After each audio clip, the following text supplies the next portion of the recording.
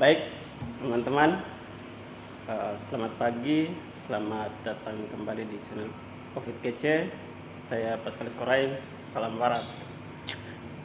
Baik, pada kesempatan kali ini saya kedatangan seorang tamu, kedatangan seorang kalau saya dalam bahasanya saya katakan bahwa pembisnis termuda ya, orang asli Papua, yang sangat hebat, yang sangat luar biasa, di mana saya tidak melihat berapa banyak dia saham yang dia investasi atau berapa banyak harta kekayaannya dia, tetapi saya tertarik untuk berdiskusi dengan Bung Jan ya, namanya Jan Sedik, karena ada satu hal yang di luar dari itu, di mana dia mampu survive berbisnis di tempatnya orang ya, bukan Papua, bukan daerahnya kita, di mana orang-orang, di mana lingkungan yang sangat berbeda jauh. Dan ini yang saya tertarik itu dari Bung Jan itu, di mana dia survive, dia melawan stigma-stigma negatif yang selama ini dialamatkan kepada orang asli Papua, kepada kita sebagai anak Papua, dan dia mampu untuk mengeksekusi apa yang menjadi ide besarnya dia, dan itu dia mampu untuk melakukan itu. Nah, makanya pada hari ini kita akan mendengar kisah inspiratif dari seorang anak muda Papua yang sangat luar biasa, yang sangat brilian.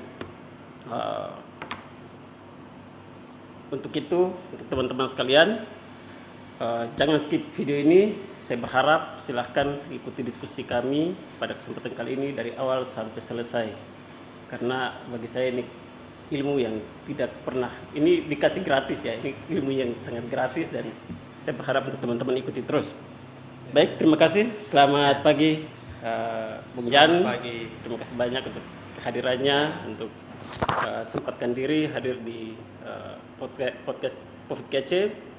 Dan mungkin sebelum kita berdiskusi lebih jauh, mungkin Bung Jan mungkin ceritakan sedikit tentang atau perkenalkan diri lah, mulai dari awal, dari Papua datang, mungkin dari nama dulu, dari latar belakang orang tua seperti apa, karena menurut saya ada hal yang ganjil, di mana biasanya orang kalau jadi bisnis itu minimal ya orang tuanya mungkin backgroundnya ekonomi, atau mungkin punya saham atau punya bisnis ada beberapa. Tapi Bung Yan bagaimana kira-kira sekarang jadi pembisnis ini, apakah lahir dari keluarga yang pembisnis juga atau seperti apa? Pascalis dengan Covid Kece, dan terima kasih untuk teman-teman yang hari ini atau akan menonton cerita singkatnya kami. Dan di sini saya adalah salah satu dari sekian banyak anak Papua yang juga menggeluti dunia usaha. Terus, dan saya juga salah satu dari sekian banyak anak Papua yang survive di tempat orang. Nah, misalnya di Jogja sini, seperti tadi saya sudah bilang bahwa ada Grace Inde dulu pernah di sini. Dia usahanya souvenir dan anting-anting. Jadi kalau teman-teman sekalian promosi ya, teman-teman akses dan lain sebagainya, berarti cek saja ke Sugar. Nah, itu berarti dia punya di situ ada anting-anting. Nah, juga Takbir Aso. Dengan dia punya usaha sablon dan juga percetakan pakaian, kaos-kaos seperti itu. Jadi orang besar dalam jumlah tertentu dia produksi. Jadi kalau misalnya teman-teman mau tahu, bisa langsung nanti hubungi dia saja. Di FB-nya ada Takbir Aso gitu. Tahu, oh ya dia punya usaha dan sebagainya. Baik. Nah, kami ini secara langsung maupun tidak langsung pernah bertemu dan pernah punya rencana untuk ketemu sama-sama, tetapi belum sempat begitu. Dan ya kalau mau dibilang rencana itu tidak terjadi, tapi secara tidak langsung sering ketemu begitu. Nah, masalahnya adalah setiap kali kami secara tidak sengaja ketemu, tidak pernah kami bicara tentang bisnis apa begitu. Terhadap tidak. Jadi hanya sekedar say hello, ngobrol, mungkin misalnya ketemu pada saat bakar batu. Ketemu di tempat pertandingan. Teman-teman ini semua dari Papua ini? Ini dari Papua semua.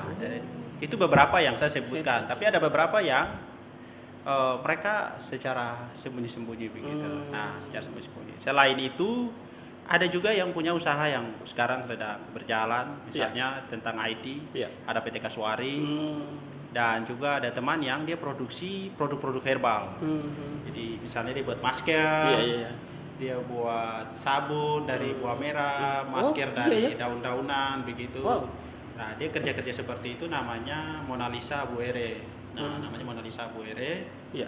Sekarang dulu di sini dia jualannya, tapi sekarang dia produksi di Jayapura, masih skala industri rumahan. Oh. Jadi kalau misalnya teman-teman yang mau bisnis dan lain sebagainya atau mau rasakan produknya silahkan pesan. Nah, kalau saya sendiri, saya sudah pernah menjajahi beberapa usaha, cuma mungkin saya sedikit cerita ya. Sebelum saya cerita tentang saya pribadi, saya sedikit cerita kenapa sampai saya bisa ke situ begitu. Nah, kalau dibilang dulu kecil saya tidak mengerti orang jual beli itu apa. Iya, ya. Itu serius. Saya tidak mengerti ya namanya jual beli itu apa. Meskipun dulu sekali, sebelum sekolah itu waktu di Kebar, waktu kecil sama orang tua ya kami sering jualan begitu, tapi jualan ikan keliling-keliling ya, jualan keliling. Tapi waktu itu belum ada pemikiran kalau itu berdagang begitu, tapi hanya sekedar jual untuk beli supermie, beli donat, nah untuk jajan lah ya. Jajan ya, untuk jajan. Jadi kami di Kebar itu ada namanya rumput Kebar. Nah, rumput Kebar itu menurut penelitian waktu itu kan kami tidak tahu, orang bilang cabut saja, jual ke kios, jual ke pilot waktu pesawat. Iya, pesawat ama Merpati dulu masih pas mendarat itu kami jual ke pilotnya. Nah, nanti pilot kasih, kadang dia tukar dengan kue saja, roti atau permen. Kadang juga kami jual ke ibu, namanya Ibu Marijan. Nah, itu nanti dia kasih juga, dia kasih kami uang. Uang itu kembali lagi kami beli supermie. Nah, kalau dibilang jualan seperti itu dulu jualan. Nah, terus setelah SD, saya SD di FEV. Di FEV saya tidak pernah mengerti tentang jualan. Yang ada yang saya mengerti adalah berkebun, berburu, dan sekolah, terus prestasi. Itu yang saya mengerti, prestasi. Dan tidak pernah terlambat ya. Waktu saya SD tidak pernah terlambat. Sekali terlambat itu saya rasa bersalahnya itu kayak saya tidak tahu bagaimana mendefinisikannya, tapi rasanya macam dunia ini sudah berakhir begitu. Iya ya. Sekali terlambat, dan itu dihukum. Luar biasa. Dihukum, disuruh berlutut, setelah berlutut disuruh lari keliling lapangan terbang. Waktu itu lapangan terbang di FEV masih ada, masih beroperasi pesawat kecil ya. Itu sekitar panjangnya sekilo. Lapangan itu sekilo. Keliling keliling selama 10 kali putaran. 1 kilo itu kan tidak salah ya. Iya. Panjangnya. Jadi larinya dari kurang itu kan di kampung ya, di kampung jadi jam tidak ada. Tapi saya pikirkan dari matahari belum terbit sampai matahari terbit sampai setengah, hampir mau masuk setengah. Jadi sekitar jam 9 atau 10 begitu. Gila. Sampai di kelas teman-teman pada lihat saya memang nangis. Nah, itu waktu di FEV. Terus dari FEV itu ada teman yang bukan teman tapi kakak sepupu, namanya Kosmas. Dia nulis surat. Jadi dia nulis surat tentang seminari Petrus Van Diepen. Dia nulis surat cerita itu di seminari gini. Jadi kamu sebaiknya masuk seminari, jangan di luar. Nanti pengaruh begini, dan di kota itu kehidupannya seperti ini, macam-macam ada cerita gitu. Jadi saya langsung pilihan jatuh ke seminari, dan waktu itu kebetulan ada penerimaan. Datang sekali Bapak Uskup, dia promosi seminari sama kami. Ya sudah langsung keputusan ke seminari lah masuk. Dan pas Bapak Uskup tanya, siapa yang masuk seminari? Saya orang pertama yang angkat tangan. Nah, di seminari itu saya 6 tahun di seminari. Lama juga ya. Sampai selesai ya SMP SMA. Terus ditanya, kamu mau jadi pastor atau di luar? Saya bilang, saya pikir dulu. Pilihan berat ini. Nah, saya pikir dulu. Ternyata kata pikir dulu itu berakhir begitu. Teman-teman buat lamaran, saya juga ikut buat lamaran. Nah, Lamar untuk jadi pastor ini? Iya, juga buat lamaran. Jadi waktu itu untuk pastor diosesan, Projo. Iya. Dan juga ada pemilihan ordo. Jadi saya milih SPD. Serikat Sabda Allah atau apalah itu. Nah, saya pilih SPD. Dua-duanya diterima. Tapi kembali lagi saya pribadi macam masa ragu begitu. Heeh. Akhirnya 2 surat itu saya simpan. Oh, berarti belum sempat kirim ini. Sudah diterima, artinya sudah dikirim, sudah ada balasan bahwa kamu diterima, Diterima. begitu, diterima. Oh. Tapi untuk mau masuk ke hari hanya, Heeh. saya urungkan niat. Oh. Tahan, terus ikut tes. Waktu itu saya ikut teman-teman beberapa, kami tes. Saya, ada Frankie, ada teman-teman YTVS. Frankie, ya. Nah, kami tes. Nah, pada saat kami tes, itu beasiswa dari Keuskupan Iya. dan juga beasiswa untuk waktu itu pendidikan ke Jerman. Jadi ada beasiswa dari provinsi ke Iya, Jerman. iya, iya. Nah, kebetulan hasilnya adalah saya TVS Frankie itu lulus dua-duanya. Dua Dua-dua beasiswa ini. itu kami lulus. Wah, gila. Saya lulus teknik mesin di Atmajaya Jakarta. Iya, iya, iya. Frankie biologi di Sanata Sanata Dharma. Dharma, ya. Terus TVS waktu itu apa begitu di Parayangan. Tambah waktu itu ada temannya Ida, namanya Ida Turut. Iya, iya. Itu Ida. juga tembus. Nah, tapi saya dengan TVS dan Frankie kami pilih yang ke Di Jerman. Indonesia, di Jerman. Nah, Iya. kami tembus juga yang ke Jerman waktu itu. Kami pilih yang ke Jerman. Sudah kami berangkat semua ke Jakarta. TVS duluan. Lewat beberapa waktu kemudian saya menyusul. Setelah saya menyusul Frankie. Iya. Nah, kami di Jakarta. Nah, di Jakarta Frankie sakit, terus harus pulang. Setelah berapa waktu Frankie pulang, saya dan TVS fight. Nah, waktu itu ada teman dari Manokwari beberapa, dari Fakfak, Iya. dari Bintuni. Nah, kami semua kurang lebih ada 24 orang begitu. Nah, setelah 24 begini terkikis, ada yang pulang di pertengahan. Nah, tinggal Berarti di Jakarta masih ada seleksi lagi. tidak seleksi, tapi kami khusus bahasa. Oh, Kami khusus bahasa Jerman. bahasa Jerman, kan? iya. Minimal kami dapat B1, B1. Iya. Nah, minimal kami dapat B1. Nah, terus kursus di situ di Jakarta itu banyak masalah sih sebenarnya. Banyak masalah, tantangan yang kami terima. Iya. Terus pada saat kami tes setelah kursus di ASEAN Indonesia Jerman, setelah itu kami studi banding ke Goethe Institute di Tangerang, terus kami ke student college student college ya di Tangerang, Goethe Institute di Menteng. Tes hasilnya lumayan bagus, saya TVS dan beberapa teman-teman lain. Iya. Terus setelah itu kami mengajukan visa. TVS 1 kali ajukan visa langsung lolos. Saya 3 kali ditolak. Waduh. Jadi waktu itu saya dengan ada teman saudara juga, namanya Anderson Hai dari Villanova Manokwari. Oh. Nah, kami 3 kali ditolak. Nah, saya yang mundur duluan. Untuk mundur duluan saya bilang kayaknya saya tidak punya jalan di sini begitu. Saya mungkin sekitar sini Harus saja. pilih yang jalan lain. Terus iya. Anderson juga menyusul. Nah, Andersonnya setelah menyusul dia tes penerbangan, tembus. Sekarang lagi terbang di Papua, tugasnya di Bovendigul. Luar biasa. Terakhir ini pangkatnya kapten. Wow. Sudah Luar kapten biasa. ya. Anderson Hai. Terus saya langsung dari Jakarta ke sini. Nah, keputusan yang saya ambil itu berat karena apa? Saya kuliah keluar. Gratis. Pertama tadi beasiswa gratis, tapi ketika saya kalau sudah memilih keluar dari situ, berarti tidak ada biaya. Tidak ada biaya. Dan latar belakangnya saya punya papa sudah tidak ada, dan mama hanya ibu rumah tangga dan keluarga pas-pasan. Otomatis dari keluarga lain mungkin bisa bantu, tapi tidak sesering mereka bantu ya.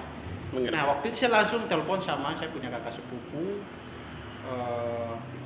namanya ya sekarang Bupati Tambrau. Iya. Nah, saya telepon, saya bilang kakak ini saya bagaimana? Beliau bilang kamu pindah ke Jogja saja, kuliah di Jogja. Ya sudah, saya pindah ke Jogja dan tentu yang pasti orang yang bisa bantu saya cepat dan itu hanya beliau. Tapi tidak mungkin setiap hari saya minta toh, tidak mungkin setiap hari. Benar. Dan itu berat untuk saya. Nah, saya pindah ke Jogja itu saya hubungi beliau setelah saya cari kampus semua ada apa. Pertama saya cari kampus. Itu saya kan suka kimia, dulu SMA saya suka kimia. Iya, iya. Jadi saya bilang saya mau kuliah kimia terapan.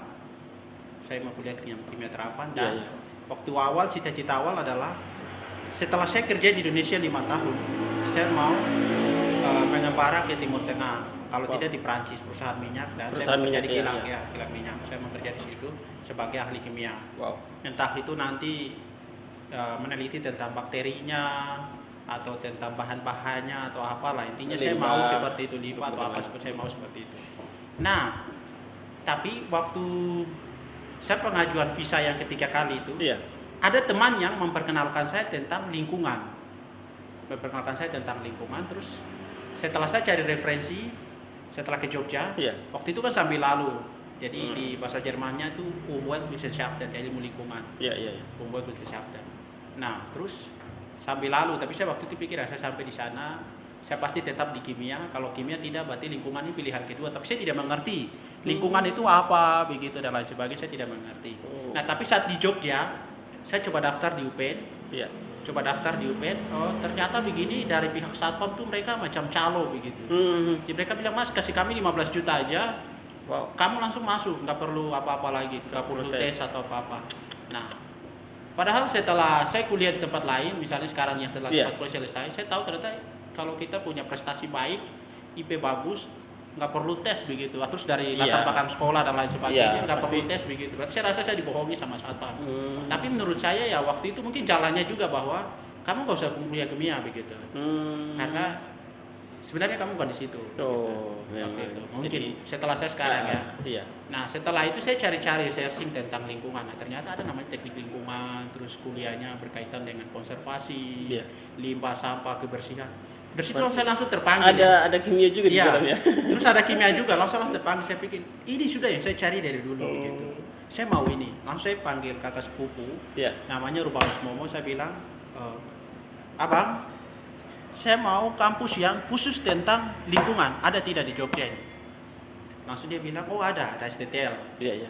Nah ada STTL. Dari situ saya langsung ambil STTL. Saya sampai setelah seleksi, mereka bilang sudah Mas nanti bawa saja raport dan lain sebagainya dimasukkan, kamu boleh langsung masuk, nggak perlu tes lagi. Ya sudah langsung masuk. Nah karena saya kuliah lingkungan, saya suka, jadi dari situ saya putuskan bahwa saya punya kuliah ini adalah hobi. Hobi. Saya punya pilihan bahwa saya punya kuliah hobi. Jadi saya harus punya pekerjaan di luar itu. Karena harus ada paham itu saya tanamkan. Tujuannya apa? Supaya saya merasa pekerjaan ini tidak beban begitu untuk saya. Nah pekerjaan tidak beban saya. Jadi saya langsung jadikan bahwa saya kuliah teknik lingkungan ini saya punya hobi, just passion.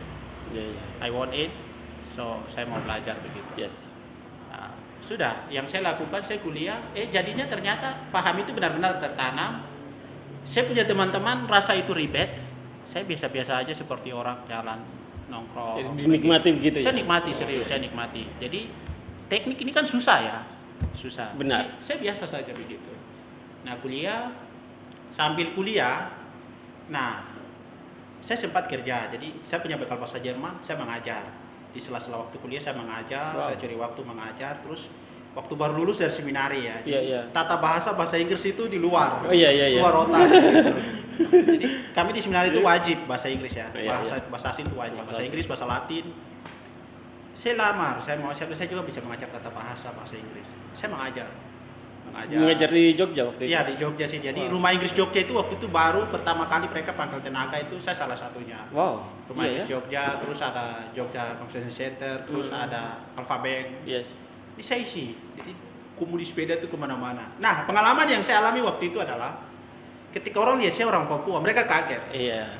Terus mereka tanya, yang kursus itu kan, mereka tanya, Mas bisa ngajar? Pertama mereka pikir saya peserta juga, kan saya datang duduk tunggu waktu untuk mengajar kan, saya bawa saya penoken, terus ada, mereka pikir saya juga peserta, jadi mereka bilang, Mas mau ambil apa? Speaking atau apa begitu? Nah, jadi saya bilang, saya mau ambil semuanya. Awalnya gitu, karena saya juga malu toh. Malu bilang kalau saya yang mengajar kamu gitu. Nah, saya lihat jam-jam pas kita mulai. Mereka mengajar. Saya mengajar. Jadi dari pengalaman mengajar itu lebih sering saya mengajar privat dibandingkan reguler. Jadi privat ini kan satu orang saja, satu orang. Kalau reguler kan lebih dari satu orang. Nah, dan pengalaman saya lebih sering mengajar privat. Itu lebih banyak kepentingannya mereka itu traveling, kerja. Nah, itu. Terus sama studi. Nah, 3 itu kepentingannya mereka. Jadi bahasa Jerman, tata bahasa saya mengajar kurang lebih dari tahun 2015 sampai 17. Jadi sambil mengajar. Nah, itu uang tidak cukup. Saya rasa tidak cukup karena dari saya ngajar privat itu mereka kasih 1,5. 1,5 untuk 12 kali pertemuan. Oke. 1,5. Kalau reguler 24 kali pertemuan, ada juga setengah dari itu tergantung materinya selesai. Itu mereka kasih 1 pas reguler. 1 juta ya? Nah, 1 juta dari itu. Jadi saya kadang padatkan begitu toh. Hmm. Dari kan 1 kali pertemuan tuh 90 menit. Oke. Nah, saya padatkan jadi 180 untuk 2 kali begitu. Dengan Gila. materi yang padat, setelah itu saya buka mereka boleh tanya saya di luar itu gratis begitu. Saya kasih tahu. Nah, dari situ terkumpul tapi saya rasa kurang cukup. Nah, di kampus saya ketemu dengan saya punya teman. Oke. Saya punya teman orang Solo. Ya ada inisial lah. Iya, iya. Nah, terus dia bilang, "Kau mau tidak kalau..." Dia tanya saya, "Aku ada uang, Kak." Saya bilang, "Untuk apa?" Kan kita jualan apa? Dia bilang jualan bawang. Iya. Saya ikut dia jualan begitu. Dia punya motor, uang itu beli motor butut 1, harganya 1.500.000. Dia bongkar semua motor itu jadi kerangka. Kita ganti ambil ini apa? Gerobak besar ya, masa itu dorong sampah itu. Iya. Tapi yang dong buat sederhana dari seng. Hmm. Itu kami bawa sampai ke Jalan Paris beli bawang untuk jual. Pagi-pagi setiap jam 3. Modifikasi di belakang Ikatnya motor. di belakang, Ikat. ikat saja. Ikat saya. Setiap jam 3 pagi tuh kami bawa pergi jual, pergi ke sana, ambil sudah kerjasama. Jadi kami kadang ngambil sampai 30 kilo, 40 kilo. Nah, sampai titip di warung-warung. Iya. Nah, burjo-burjo, ton titip saja. Sore nanti pas pulang kuliah jam 3. Begitu baru tolong dia datang ambil punya. Hasil itu. Ambil nanti tidak bagi, modal putar lagi. Gitu. Wow. Jadi yang saya alami itu saya capek. Iya, ya. Karena bangun jam 3, terus pagi setelah dari sana kan kuliah mulai jam 8 ya. Store semua ke warung-warung yang sudah langganan, pulang harus masak lagi. Bawa bekal isi di plastik. Jadi saat kerja itu bawa bekal sendiri? Kerja tidak, kalau kerja itu kan kita bangun pagi langsung pergi ambil, store. Setelah itu sudah selesai pulang. Nah, nanti kalau kerja ngajar siang saya bawa. Saya bawa bekal kalau ngajar. Ya, jadi uang-uang itu terkumpul tambahan, ditambah lagi saya kumpul modal juga ketika saya mau bayar semester. Oke. Saya kakak ini tadi kirim uang, kakak sepupu ini kirim uang, dia sudah kirim. Saya tidak bayar semua. Saya minta dispen dari kampus, lama-lama orang sudah hafal saya punya muka. Jadi setiap semester harus Iya langsung, ya sudah Mas, mau bayar berapa? Mereka sudah tahu. Mereka sudah tahu. Nah, Mas mau bayar berapa? Saya bilang, oh ini ada 1,5, kadang 2. Saya kasih dulu, sisa itu saya tabung. Jadi saya tabung, terus saya mulai cari jalan bagaimana uang ini bisa terpakai. Iya. Saya bilang uang terpakai. Sempat pelihara ikan juga di Bapak Laris ini. Iya. Pelihara ikan waktu itu di Ila, Gurame. Pelihara, saya sewa 1 kolam waktu itu 700 itu sama penjaga, tapi makan kita cari. Saya sewa waktu Pakan itu. untuk Iya, ikan? sewa. Itu pun saya tahu hanya karena pergaulan ya. Iya. Pergaulan. Kadang saya punya kebiasaan itu waktu kuliah malam, jadi sering kalau tidak ada kesibukan saya keluar keluyuran, saya jalan saja. Iya. Jalan kaki, kadang ngobrol dengan orang di angkringan, ngobrol dengan orang pinggir jalan seperti itu. Dan dari situ saya dapat informasi kalau di sini ada tanah kas desa begitu dan ada yang bisa mereka, kan saya lihat banyak lahan kosong, terus mereka pakai kolam-kolam. Saya tanya Iya. ini lahannya siapa? Mereka bilang kas desa. Terus saya mulai tanya cara aksesnya dan sebagainya. Nah dari saya tahu data aksesnya begini-begini. Nah sudah saya dapat informasi itu, saya coba ikan juga. Untungnya lumayan, tapi kerjanya berat. Lumayan berat karena harus pagi-pagi kita ambil, pagi malam jam 9 begitu. Harus kumpul-kumpul makanan di warung-warung dan sisa makanan. Dan waktu saya ada modal, jadi saya suruh orang yang kumpul begitu. Itu juga dibayar itu toh? Kumpul makanan itu. Sisa makanan. Kadang kita kasih 5.000, kadang kasih 2.000 tergantung. Kadang bilang sudah Mas ambil aja gitu. Kadang orang bilang gitu. Misalnya lesehan-lesehan yang sudah punya nama, itu tidak bayar. Tapi kita kadang rebutan sama orang yang pakan babi. Mereka yang pakan babi juga butuh makanan itu. Iya. Tapi kalau sering-sering ngambil, petugas itu sudah hafal kita punya muka, sudah mereka bilang kamu bagi shift ya. Iya. Nanti hari ini diambil sama mereka, hari ini kamu boleh ambil. Iya. Sudah. Jadi kenalan. Nah dari situ sudah mulai banyak relasi teman-teman. Kan mulai dari tahun 2014 ya. 14 bulan Agustus itu Ya. saya mulai begitu, mulai menjajah sebelum kuliah ya. Oke. Sebelum kuliah itu menjajah, artinya mulai bisnis, mulai belajar gitu. Nah, masalah waktu itu adalah saya punya pengaturan finansial itu kurang begitu bagus. Manajemennya ya, Karena manajemennya kurang. manajemen finansial kurang begitu bagus. Jadi saya lebih banyak spend untuk teman-teman, kebetulan Iya, iya. keluarga ya. Iya, iya, iya. Terutama keluarga dan Iya.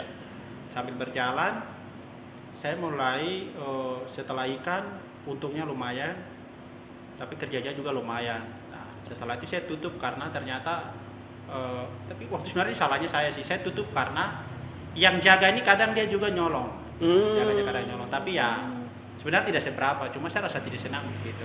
Saya rasa tidak senang. Iyalah, tidak boleh. Iya. Nah, terus sudah selesai. Hanya itu yang pertama, yang kedua kekurangannya saya itu saya tidak kontrol. Jadi saya putus langsung. Yang ambil makanan bisa bayar, yang jaga juga itu orang lain gitu. Saya hanya tahu, saya datang lihat sebentar, lihat sebentar juga dong, tidak tahu kalau itu saya punya. Nanti saya hanya tahu ambil bersih begitu istilahnya waktu itu. Nah, terus tapi kalau yang bawang kami jual sendiri begitu di lantar. Awal jualan itu malu. Itu pengalaman pertama, macam minta uang kembali tidak bisa. Ini menarik ini. Mungkin sebelum ke situ mungkin Brian mungkin tadi ya. Jadi hal pertama, catatan yang paling penting itu tadi dia bilang dia malu ketika dia terlambat di sekolah. Ini apa ya? Ya bagi kita yang ini yang itu hal biasa lah. Jangankan terlambat, bolos sekalipun itu sudah hal biasa begitu kan. Kebanyakan orang kan, tapi artinya itu disiplin tuh menjadi modal utama, itu hal paling penting. Jadi Proyan sudah menerapkan itu sejak kecil ya. Dia terlambat saja itu rasa bersalah, apalagi Alfa, apalagi Waktu bolos. awal itu bukan terlambat karena takut bilang, karena itu disiplin, saya tidak mengerti disiplin, tapi saya tidak mau kalah dari teman-teman. Nah, Terus saya tidak mau tertinggal dari mereka iya, begitu. iya, Toh. iya. Jadi saya harus yang pertama. Kalau sekali saya kalah, saya merasa bagaimana begitu waktu itu. Jadi jiwa-jiwa pemenang ya gitu. Jadi Harusnya menang harus begitu. menang. Artinya Oke, hebat. bukan menang, tapi intinya saya pertama Harus begitu. pertama. Saya tidak boleh tidak begitu, mau kalah. istilahnya. Tidak mau kalah. Jadi hebat. Itu ya? waktu SD. Tapi waktu saya masuk seminari, setelah saya mulai naik kelas 2, kelas 3, saya mulai paham ternyata juara tidak penting untuk saya. Terus Di seminar. iya. Jadi selama saya di seminari berapa kali dikasih hadiah begitu, Iya. saya itu mungkin baru 1 kali saya terima. Selain itu saya tidak pernah terima langsung. Wow. Saya datang ambil setelah sudah di pengumuman, Iya, jadi sudah tidak ada diumumkan, momen iya, untuk iya. penyerahan serah Iya. terima apa tidak ada. Nah, setelah itu baru saya mengerti kalau disiplin itu penting. Iya, Yang iya. pertama, yang kedua juga guru-guru di seminari waktu itu, Iya. Romoyan, pastor-pastor, Iya. menurut saya mereka hebat. Karena mereka bagaimana membangun karakternya kami Iya. sampai seperti begini sekarang. Mengambil Luar biasa. pilihan-pilihan yang kadang menurut orang lain impossible, Iya. but for me and Yes. my friend atau siapa-siapa yang kami pernah Oke. sama-sama, that is possible. Oh, Begitu. for you. Oke. Luar biasa ya, artinya itu tadi dari perjalanan. Jadi Proyan ini ya istilahnya ya anak dari latar belakang orang tua yang ini. Jadi sekarang kita melihat Proyan ini sebagai seorang bisnismen ya. Kita lihat kesuksesannya dia, kita lihat wow, Jan hebat ya. Tapi kita tidak mengerti perjalanannya dia dari awal sampai hari ini, titik ini kira-kira seperti apa. Perjuangannya seperti apa. Jadi tadi itu sampai modifikasi gerobak segala macamnya. Jadi ini hal yang di luar bayangan saya sebagai ya kita satu daerah lah. Mai Bratamor tidak terlalu jauh beda dan kebiasaan kita saling mengerti dan pola pikir kita saling mengerti begitu. Masih ada hubungan darah kan. Artinya kita bisa tahu latar belakang kita dan saya yakin itu yang mempengaruhi karakter kita, pola hidup kita sampai detik ini. Nah, tapi Proyan sudah saya lihat terlalu jauh ya, terlalu jauh melangkah. Saya tidak tahu untuk Papua yang lain, walaupun ada beberapa teman-teman yang sudah luar biasa. Jadi pesan yang tadi Proyan sampaikan, relasi, pergaulan itu menjadi kunci untuk kita bisa untuk survive di mana-mana. Gitu. Jadi kita datang ke rumah orang ya kita harus menghargai orang lain. Gitu. Ya. Menghargai orang yang punya rumah di situ. Benar. Jadi ya jangankan dosen, jangankan ini pedagang-pedagang kaki lima, ya, mungkin pengamen juga mungkin Proyan bisa ajak diskusi. Oh, sering. Jadi kalau dibilang pengamen, pedagang, ketika kita sudah terjerumus ke dunia itu, saling rasa respeknya, Iya. saling menghargainya itu tinggi. Kami kan ada buat sekolah bisnis juga. Nah, itu tuh saya dulu, kalau sedikit saya cerita ya, setelah lulus saya tidak ada pikiran untuk pulang ke Papua, karena saya rasa saya bisa fighting di sini, survive di sini. Saya bisa survive di sini, saya bisa punya usaha, saya bisa punya rumah, bisa semuanya di sini. Karena menurut saya cocok dengan Jogja begitu, cocok. Selain saya bisa masuk klub dengan budayanya, terus orang-orangnya, lingkungannya, pertemanan dan lain sebagainya. Waktu itu saya merasa bahwa saya cocok.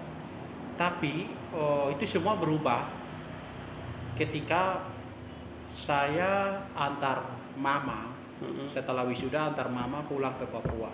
Ya, pulang ke Papua, dia ceritanya selama yang tadi saya cerita nih, saya bisnis kerja sambil kuliah. Nah begitu. Saya antar mama pulang ke Papua itu hal yang saya lihat itu terbalik begitu. Dari saya turun di bandara, tapi ini maksud saya tidak bicara rasis, diskriminasi atau apa-apa tidak, tapi saya bicara berdasarkan apa yang saya lihat begitu, apa yang saya alami. Dari saya turun di bandara, bapak yang pernah dia orang Kokodas itu, begini. Di dalam Sorong, bandara ya? itu, Di di bandara Sorong. Iya. Yang dulu saya berangkat kuliah sampai saya kembali dia masih dorong troli yang sama dan pakai pakaian merah yang singlet itu. Orang yang sama masih ada begitu. Dan saya rasa what's wrong? Apa yang salah dengan kami begitu. Terus keluar dari itu pintu itu yang sambut dan tawarkan kami untuk taksi bandara.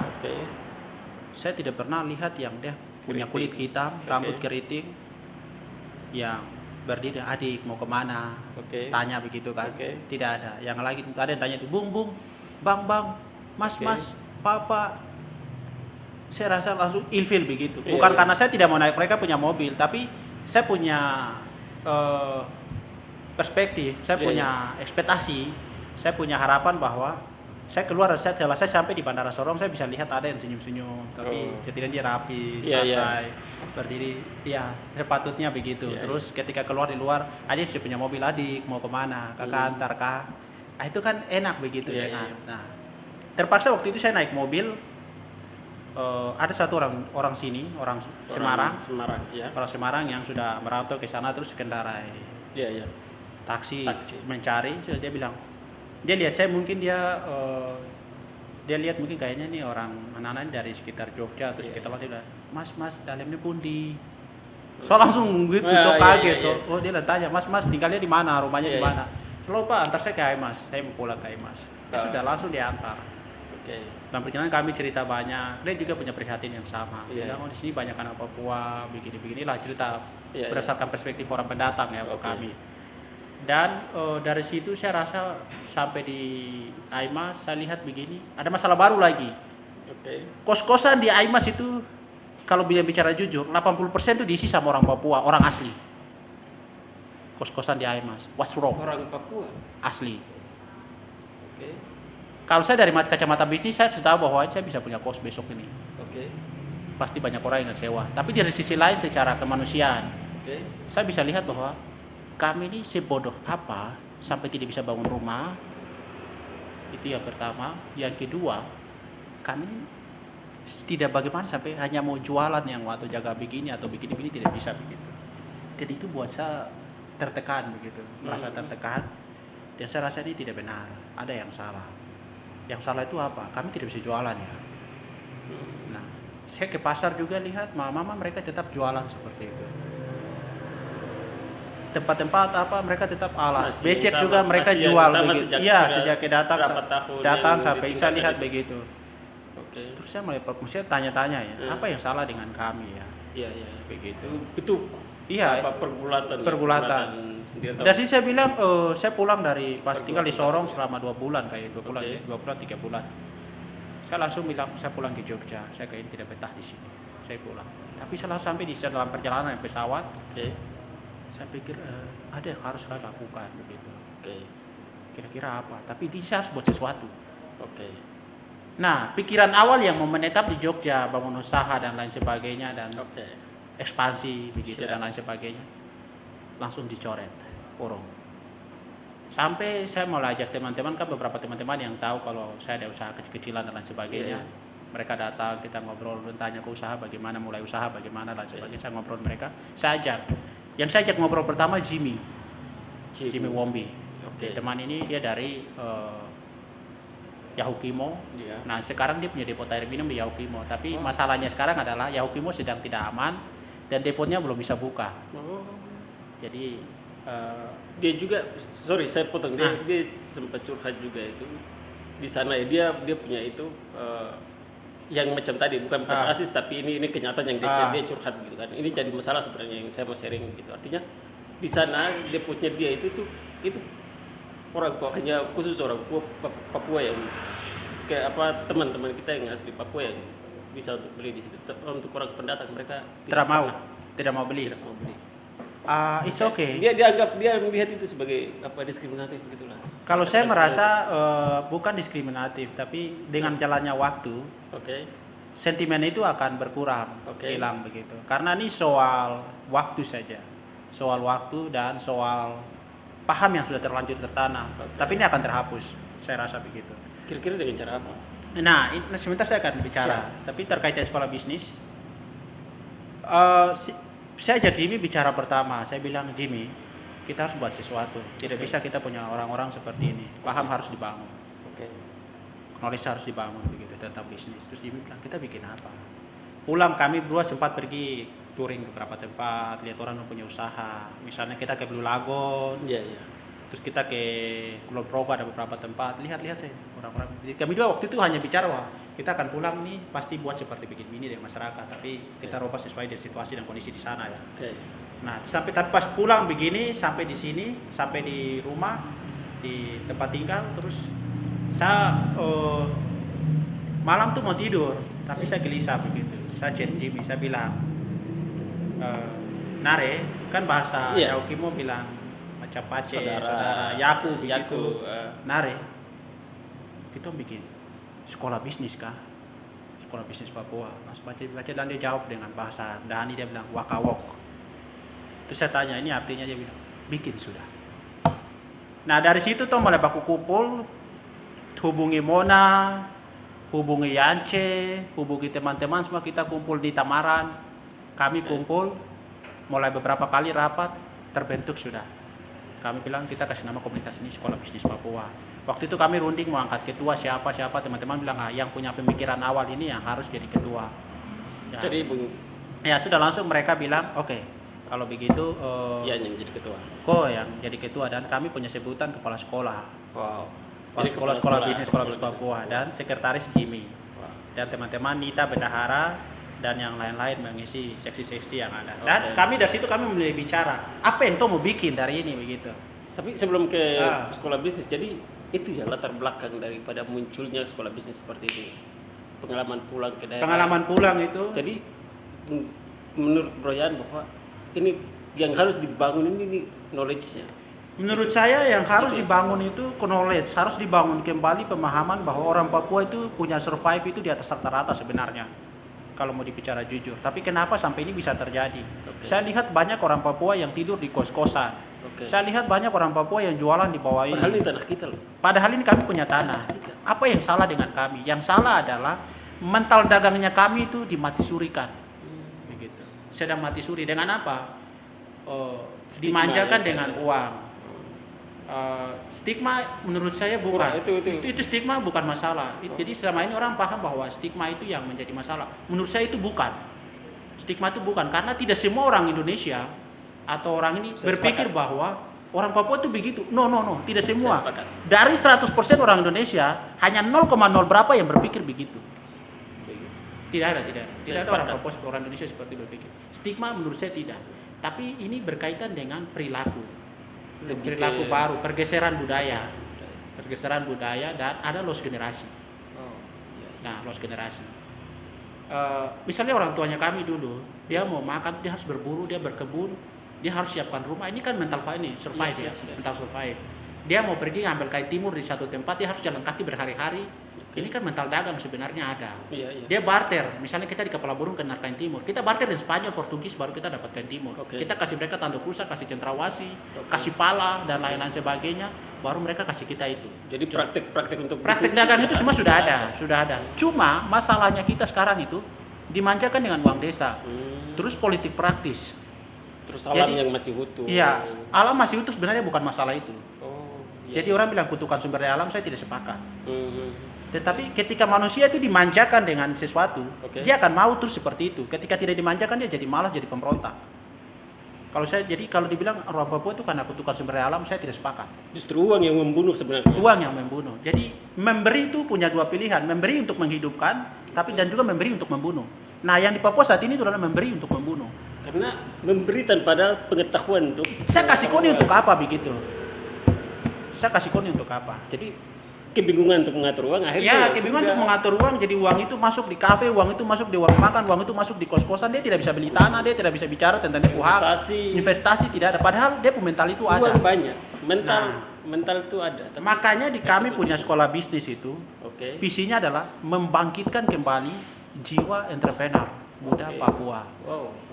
Maksudnya seperti itu. Membangkitkan berarti sudah ada. Sudah ada, kita kasih bangkit lagi. Jadi sudah mati suri ini, harus dibangkitkan kembali. Kenapa saya bilang begitu? Uang itu kalau salah paham dia membunuh. Oke. Karena apa? Saya Yang kita sepakat. di Papua saat ini, orang melihat uang itu seperti hal biasa begitu. Orang melihat uang seperti hal biasa, menurut saya begitu. Iya. Nah, Artinya saya sepakat sekali yang tadi punya sampaikan. Saya mungkin saya mungkin berulang kali juga saya sudah sampaikan. Kita lihat saja di Timika, lihat saja di kota-kota perusahaan ya. Itu kebanyakan generasi muda semua yang dihancurkan di sana. Remaibor, segala macam yang sekarang mereka olah karena uangnya berhamburan. Orang tua tidak mengerti bagaimana mengatur uang ini untuk menjadi betul. ini. Jadi di sini saya mau garis bawahi bahwa mental korban itu harus dihapus. Mental korban, yes. Mental korban harus dihapus. Why? Kenapa ya? Karena mental korban ini yang membuat kita terjerat dalam masa lalu. Oke, saya sepakat. Mental korban jadi terjerat dalam masa lalu. Sehingga upaya-upaya kita untuk survive itu jadi hilang dan jadi lemah dan jadi lesu. Oke. Jadi mental korban harus dihapus. Jadi seperti tadi ya, apa namanya, mental merasa bahwa kita ini didiskriminasi. Padahal tadi Kita ini diskriminasi. Tidak ada orang. Tidak ada. Menurut saya sebenarnya. tidak ada. Dari 100% manusia di dunia atau kita bicara khusus Indonesia. Semuanya mengalami hal yang sama. Semua mengalami hal yang Saya sama. sepakat So, itu. siapa yang mau bangkitkan isu itu untuk membuat kita seperti itu? Ya, Kita tidak perlu persalahkan orang. oke. Jadi mental korban ini perlu dihapus. Jadi semua orang setiap Iya. daerah, tidak hanya orang Papua Iya, di iya, Jogja iya. yang mengalami Iya, rasisme. iya, iya. Teman-teman di Iya. Sumatera, Kalimantan banyak. Iya. Saya sepakat itu. Nah, Jadi makanya jadi kalau mau bicara itu menjadi misalnya alasan bilang, ini tidak masuk akal. saya tidak sepakat. Kalau Oke. bicara tidak sepakat. Terus tadi berkaitan dengan macam teman bilang kalau dia jualan hanya orang Papua Papua. saja yang datang beli, sedangkan orang ambil tidak datang beli. Nah, Ini soal waktu. oh, Soal waktu. Waktu ini akan merubah semuanya karena ada kesalahpahaman ya. Iya. Kesalahpahaman, miskomunikasi di situ. oke. Tapi percaya atau tidak, misalnya kami buat sekolah bisnis ini, Oke. sewaktu-waktu dia akan memperkecil sentimen ini. Oke. Sentimen yang paham yang sekolah isu yang bola api ini, Iya, bola panas yang sedang dimain putar-putar. Jadi orang yang tidak paham dia merasa bahwa itu adalah dia merasa bahwa itu sudah paten begitu. Padahal sebenarnya ada pengendalinya. Ada pengendali. Tinggal kita cari tahu siapa pengendalinya. Iya, mau cari tahu siapa kita- pengendalinya. Yang pertama kita kembali ke diri sendiri. Yes. Kalau saya mau bisnis ya, apa salahnya kamu begitu? Iya. Terserah saya dong. Saya sekolah, misalnya sekarang pendidikan terakhir misalnya, dong tanya, kok sekolah untuk apa? Ya saya kuliah hanya sapu hobi. Kok mau komentar apa? Gitu. Saya kuliah hanya sapu hobi. Kalau kau membutuhkan sapu ilmu yang saya kuliah, silahkan kasih tahu baik-baik, saya bantu. Oke. Tapi kalau kau bilang saya kuliah untuk cari pekerjaan, no. Itu dengar itu. Jangan pikir kuliah itu menjamin hidup atau tidak kuliah saat itu tidak ada harapan hidup. No. Kuliah tidak selamanya menjamin kesuksesan Anda. Iya. Dengar. Jadi kalau non tanya bilang, kok kuliah besar-besar ini hanya untuk kok mau bisnis? Orang bisnis itu butuh orang pintar, orang bisnis butuh orang cerdas, Sepakat. logika harus bagus. Oke. Nah, ada yang tanya, selesai itu kok mengajar di Unipa kan? misalnya kan pendidikan terakhir ini, Iya. maaf untuk sementara S2. pendidikan terakhir saya punya ya magister ya, Magister. lingkungan, ilmu lingkungan. Ada orang tanya begitu, kok mengajar Unipa kah? Kok mengajar Unimuda kah? Saya bilang kalau saya ada waktu, saya punya waktu sampingan mungkin saya Iya. isi. Wow. Tapi kalau dibilang saya full time, no. Saya kampus di jalanan. Begitu. Kalau saya pribadi ya. Kalau adik-adik yang mau datang konsultasi, mereka punya skripsi, datang saja tidak apa-apa, gratis gitu. Terbuka. Karena pekerjaan hari-hari di Papua nanti saya jadi petani begitu. Wow. Dari Papua. Saya sudah putuskan Kuliah kalau S2, dengar tuh, kuliah selesaikan S2 tapi putuskan untuk jadi petani, tidak mau jadi dosen, tidak mau jadi PNS, tidak mau masuk politisi. ya, Gila nih. jadi Harus ditiru ini. saya tidak tahu apa keputusan teman-teman masing-masing, tapi itu saya Oke. punya pilihan hidup bahwa saya buat dengan teman-teman buat sekolah bisnis dengan harapan kan sekolah bisnis itu ada program ya, ada Oke. programnya. Program yang kami rasa sangat sangat ampuh untuk ke depan itu pertama kelas bisnis, Oke. yang kedua ruang diskusi, yang ketiga baru kita bicara wakawok. Wakawok ini tadi kami ambil kata tadi dari Jimmy, ngomong pertama sama saya Itu kata bahwa pertama yang wakawok bikin. Berarti di situ kita Action, bicara ya? action. Jadi kita bicara praktek action. Nah, action di sini kita lebih bicara dengan menanam oksigen dan ketahanan pangan lokal. Food security. security, yes. Nah, dua itu yang nanti beberapa poin itu yang kita kembangkan. Nah, dari kelas bisnis dengan ruang diskusi ini kami berharap bahwa setiap tahun itu minimal 10 pengusaha Papua baru tuh lahir. 10 tahun. Setiap tahun 10, Setiap tahun tahun minimal 10 pengusaha baru dari Papua tuh lahir. itu goal terbesar untuk Ya, goal sekolah. terbesar untuk sekolah bisnis Papua begitu. Itu kami punya dream. Kami punya harapan dan Menarik mimpi. ini, menarik, luar biasa. Jadi setiap tahun itu seminimal 10 pengusaha muda Papua itu bangkit. Kami lihat mulai dari sejak kami bentuk komunitas 2020 sampai ya. sekarang sudah lebih dari itu. lebih Dari itu karena apa? Lebih dari 10 orang. 10 orang. Ya, lebih dari 10 orang. Dia dengar, dia langsung terinspirasi, dia kerja. Wow. Dia bikin. Yang dia ikut langsung dia mulai punya rencana. Wow. Dia mulai berhenti bahwa saya tidak menjadi PNS. Itu adalah poin plus. Begitu. Tuh, dengar tuh. PNS no. Jadi punya harapan dan filosofi kami sekolah bisnis punya perencanaan 3 hal yang kami pegang. Oke. Kalau saya pribadi ya, Oke. pribadi pegang. Pertama, saya punya filosofi. Oke. Yang kedua prioritas. Yang ketiga disiplin. Nah, 3 hal ini yang kami pegang. Teman-teman yang mau bisnis. Disiplin, Pertama filosofi, filosofi. kedua prioritas, Oke. ketiga disiplin. Jadi kalau filosofi untuk kami, saya pribadi dan sekolah bisnis terapkan adalah ekonomi dulu baru politik. Bukan politik dulu baru ekonomi. Seharusnya begitu.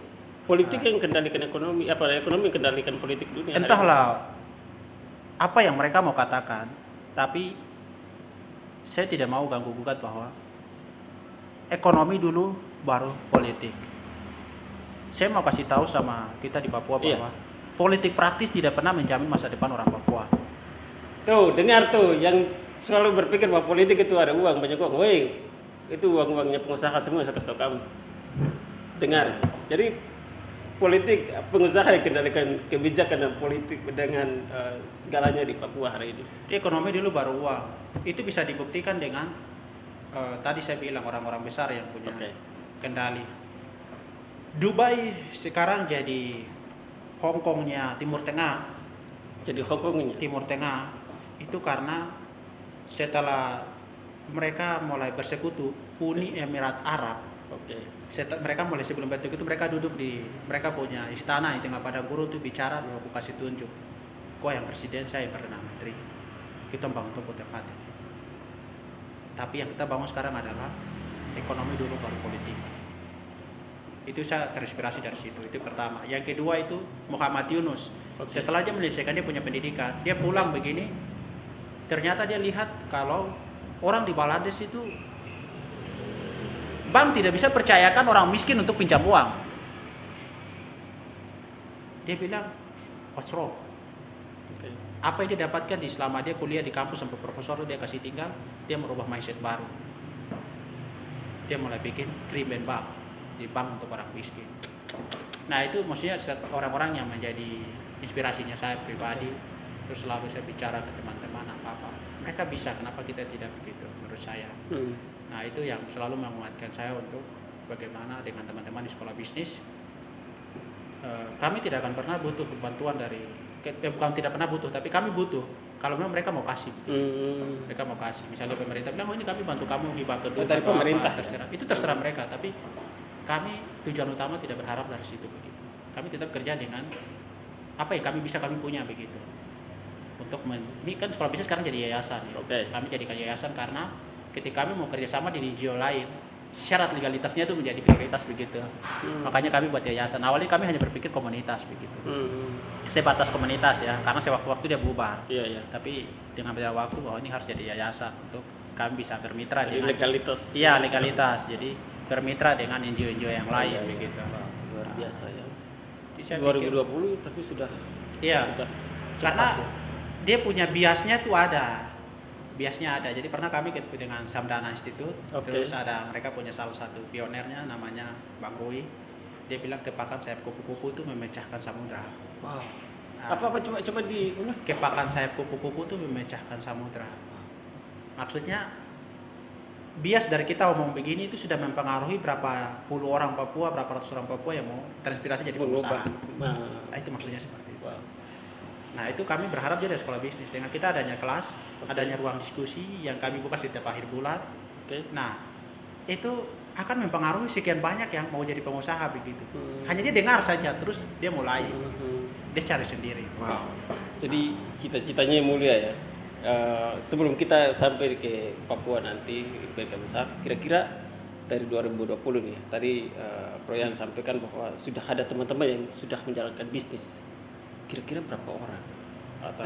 Atau lebih? Jadi yang saya lihat yang kita teman-teman yang sudah ada dari yang usaha ini ya, sudah ada yang mulai coba, gagal, mulai tahan, coba lagi. Itu dari 2020 sampai sekarang ini sekitar 12 orang. 12 orang. Berarti lebih dari target ya. Tadi minimal 10 ya. Minimal target. Berarti harapannya kalau setelah 2020, setelah misalnya kita ngomong begini, saya promosi juga ini untuk jadi pengusaha. Wah, penting ini ilmu ini, Pak. Saya promosi juga. Berarti setelah ngomong ini saya akan mulai dengar lagi berapa lagi yang tumbuh begitu. Itu pasti saya senang begitu. Setidaknya ada biasnya begitu. Biasnya saya sudah mempengaruhi begitu. Saya akan dengar, oh dia mau jadi pengusaha. Dia berusaha dulu, dia mau cita-citanya ini, ternyata dia menjadi pengusaha. Bagus. Ini mimpi awal yang bagus begitu. Nah, harapannya Papua yang saat ini mereka bilang sedang tidak baik-baiknya, bisa berubah. Papua lagi baik-baik suatu waktu nanti. Jadi tanah yang damai, tentram, orang-orang hidup santai, menikmati hidup. Dia bisa investasi, dia bisa bisnis, dia bisa bepergian kemana dan lain sebagainya. Nah itu saya punya harapan. Terus sentimen-sentimen yang bahwa kau ini pendatang, kau ini Amer, kau ini orang asli. Menurut saya itu politik identitas dan tidak disangkut paut dengan bisnis. Bisnis tidak mengenal batasan. Dia tidak mengenal sekat, mengenal jenis kelamin, tidak mengenal jenis kelamin, tidak mengenal agama, suku, ras, tidak bisnis mengenal. Dia hanya mengenal kepercayaan.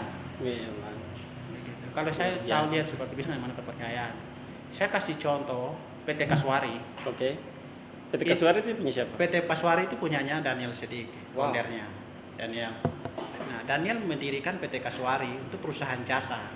IT, perusahaan jasa IT. Jadi teman-teman yang membuat website. Dia di Jogja juga ya? Dia dirikan di Jogja, tapi base-nya di Sorong.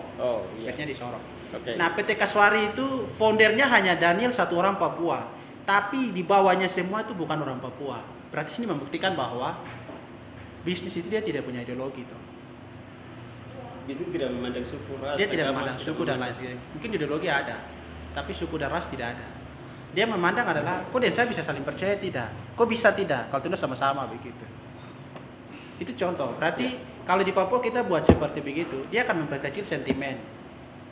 Makanya masalah tadi macam teman dia punya air, terus hanya orang Papua yang beli, yang lain dulu tidak beli. Saya ini persoalan waktu. Ini persoalan waktu. Setelah itu akan semua berubah. Saya sudah mengerti. Kalau sudah sampai sejauh ini saya bisa mengerti yang tadi dimaksud. Luar biasa. Jadi itu ya, dari sekian banyak ya, pastilah dari selama sekolah bisnis ini jalan, dari sekian banyak itu 12 ataukah 12 orang ini merupakan anggota atau peserta sama-sama pernah gabung, kita sama-sama menjalankan.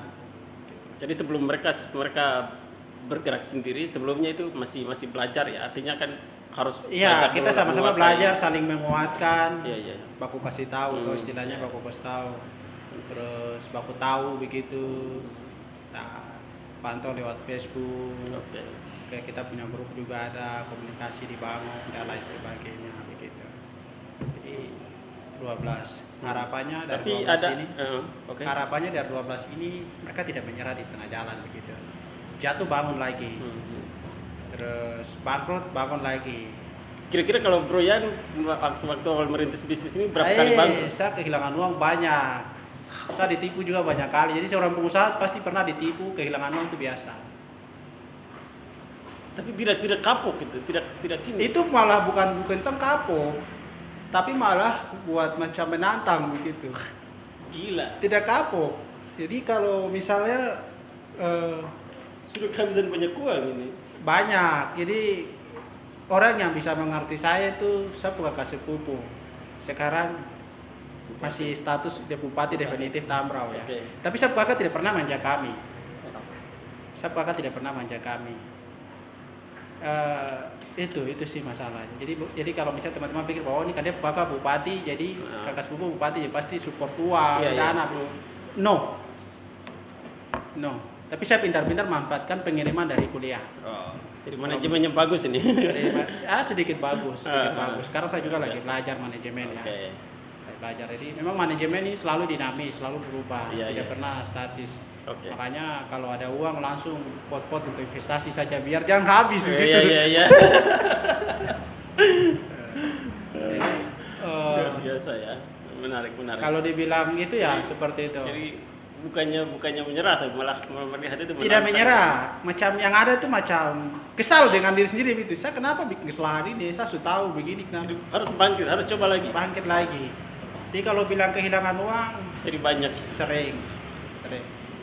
Jadi istilahnya begini, kalau kau mau cari aman, kau bawa jasa lamar kerja jadi karyawan karena setiap bulan kau dapat gaji. Oke. Tapi kalau kau mau tidak aman dan dengan possible, Oke. kau jadi pengusaha. Kau punya dua pilihan saya. Kalau kau mau aman, Jadi karyawan. Jadi Tapi followers. jadi followers ya, Yes. jadi pengikut ya. Jadi kalau di bukunya Pak Arnel Kasali bilang, Iya. kau mau jadi penumpang kah, kau mau jadi supir? Iya. Nah. Kalau supir ini harus on terus Iya, ini. Kan? terus. Kalau kau menjadi penumpang ya sudah. Harus saya Kau ikut-ikut ini. saja. Kalau kau tidak mau naik yang ini, kau turun, kau naik yang baru, begitu. Kau tidak mau kerja di perusahaan ini, kau pindah perusahaan baru, pindah dan lain sebagainya. Penting setiap bulan gaji aman, Gaji aman. gitu. Tinggal santai. Benar. Tapi ya, itu saya tidak bisa bukan memprovokasi tidak. Iya. Tapi saya hanya kasih tahu sama teman-teman Papua bahwa kita punya tanah luas, Oke. kita punya sumber daya alam berlimpah. Oke. Tapi itu bukan kutukan sumber daya alam. Oke. Yang sekarang kita pikirkan adalah bagaimana saya jadi petani yang cerdas, Oke. bagaimana saya jadi insinyur pertambangan yang cerdas dan saya kelola sapu emas yang ada, Oke. sapu batu bara yang ada, sapu hutan yang ada, dan lain sebagainya. Oke. Itu sekarang kita pikir.